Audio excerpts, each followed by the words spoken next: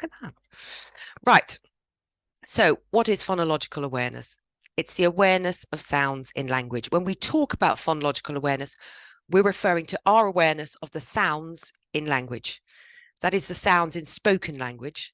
There are no symbols or letters involved. This is before that stage. No reading or writing, just sounds. And so to remember what phonological awareness is, you can do phonological awareness in the dark or with your eyes closed. That's where it's only the sounds. We're not attaching any letters or symbols to it. So the learner's realization that the sounds in words can be broken down into smaller segments, and that these smaller segments can be manipulated. And this is a skill which is dependent on the development of good listening skills.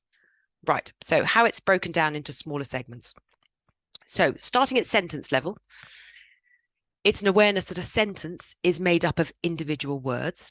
If you go on holiday somewhere and you hear somebody speaking a language that you don't know, you can't tell where those word boundaries are. It sounds like a stream of information. You can't tell separate words. And the same with a child learning to listen to parents and listen to the spoken word. At some point, they realize that those noises that they're hearing can be broken down into individual words. Then the next stage is that words can be broken into syllables. So matchstick, the child can understand match, and stick can understand that there was two parts to that one word. As children enter school, they begin to become aware that one syllable word can be segmented into onset and rhyme. So this is rhyme, R-I-M-E, not rhyme as in a rhyming word, truck and stuck. So this is R-I-M-E. So an onset is the initial consonant or consonant cluster, and the rhyme is the following vowel sound and any other following consonants. For example, dog would be d, og, when you are looking at onset and rhyme, not d, og, but you would be grouping the second part of the word together. Fish would be f, ish. Ship would be sh, because sh make one sound, and then ip. Okay, and then in the developmental process comes the awareness that a word can be broken down into individual sounds. So w, e, n, t. So Dr. Valerie Mutter in 2021 suggests that it's not until children learn to read that they're able to process and analyze phonemes in words.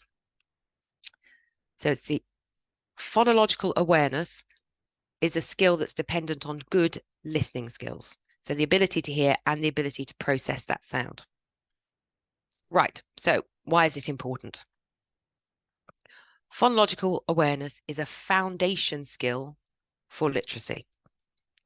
It is essential for reading new words, because if it's an unknown word to the child, they can apply the sounds that they know to the letters that they see in front of them, but they need to know the sounds securely first. Spelling relies on good phonological awareness. Skipped on too much.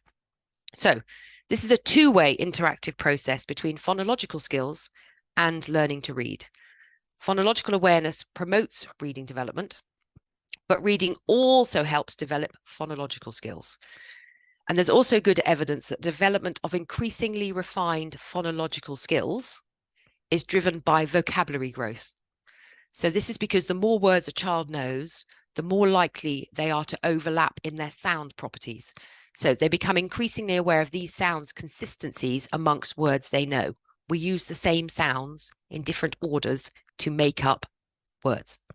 And the more a child has access to a wider vocabulary, the more aware they become of the fact that you can manipulate those sounds from one word to another. Right. So learners need to be able to split speech into smaller and smaller units. So individual words, syllables, onset and rhyme, and then phonemes. They need to be aware of the individual sounds in words. They need to be able to manipulate these units.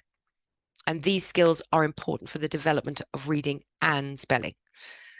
So learners need to be able to divide and split oral sentences into words, and then those words into smaller units. So syllables, contest, con-test, onset and rhyme, dog, d, og, or phonemes, k, l, a, p, clap.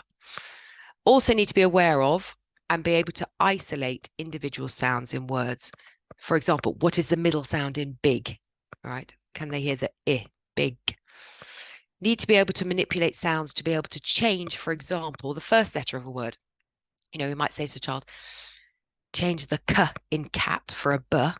You know, can you hear what that new sound is? Can you hear what that new word is? And it's bat. But our learners aren't always able to do that. Remember, but that at this stage, it's only sounds. There are no letters, there are no symbols involved. When they can do that, they're ready to apply those sounds to a code. For example, the written letters that we write, which ultimately is what we need our learners to be able to do.